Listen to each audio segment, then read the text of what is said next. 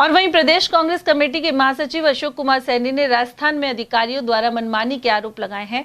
उन्होंने कहा कि भाजपा ने पहली बार जीते हुए विधायक को ही मुख्यमंत्री बना दिया, लेकिन अधिकारी उनकी बात नहीं मानते हैं। साथ ही मंत्रियों और विधायकों की भी सुनवाई नहीं हो रही। सरकार पर अधिकारी हावी हैं और कामकाज नहीं हो पा रहे।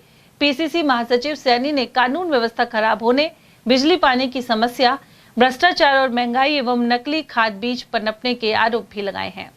लोगों में आम चर्चा है कि राजस्थान के मुख्यमंत्री को बदला जा सकता है और इस तरह की चर्चा और संभावना व्यक्त की जा रही है। आप प्रदेश कांग्रेस कमेटी के महासचिव हैं, क्या टिप्पणी है, क्या प्रतिक्रिया, क्या कहना चाहेंगे? मैं आपके चैनल के माध्यम से बताना चाहूँगा, जिस तरह से आप सवाल कर रहे हैं, ये सवाल आम जनता का, राजस्थान के हर हमारे जवान है, नौजवान है, उनके सबके विचार है कि राजस्थान में किसी प्रकार की बीजेपी सरकार फेल है, कि चीफ मिनिस्टर को बदला जा रहा है। कभी सुनने का आता है कि बीजेपी सरकार मंत्रिमंडल में फेरबदल कर रही है, कभी मंत्रिमंडल का विस्तार कर रही है। बीजेपी के अंदरूनी कलेश हो रहे हैं, गुटबाजी हुई पड़े, वसुंधरा जी गुट अलग है, अब वो चीफ मिनिस्टर मानने को तैयार नहीं।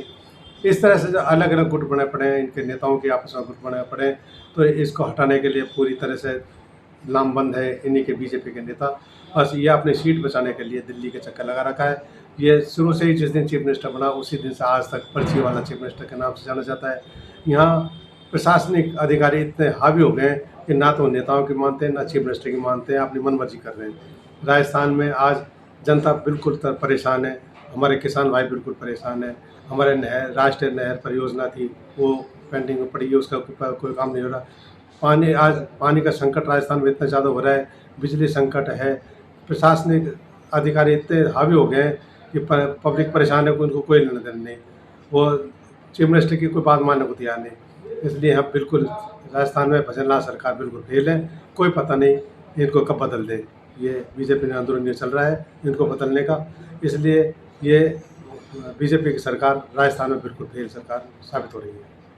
सर, आमतौर पर पहले साल में या 1.5 साल में मुख्यमंत्री को नहीं बदला जाता है, लेकिन चर्चाएं हैं, तो ऐसा क्या कारण आपको नज़र आता है कि 1.5 साल में ही भजनलाल को बदलने की भाजपा की रणनीति है या इस तरह की चर्चाएं हैं?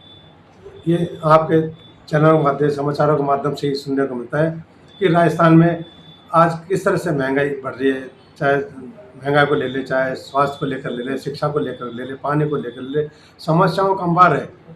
आम नागरिक परेशान है। फिर यहाँ इस तरह से हमारे प्रशासन बिल्कुल फेल हुआ पड़ा है। तो इस तरह से जैसा अब हुआ है, ऐसा कभी भविष्य में पहले कभी नहीं हुआ था। आज चीफ मिनिस्टर कोई भी काम कर रहे हैं, उसके कहने से कोई काम नहीं हो रहा है। प्रशासनिक अधिकारी अपने मनमर्जी कर रहे हैं। हमारे जो मंत्री हैं, चाहे विधायक या बीजेपी के, उनके कहने से कोई काम नहीं हो रहे। चाहे अपने विधानसभा स्तर में हो, चाहे राजस्थान में हो, उनके कहने से कोई काम नहीं हो रहा। तो फेल सरकार हो रही है हर तरह से, कहीं कोई अंकुश नहीं।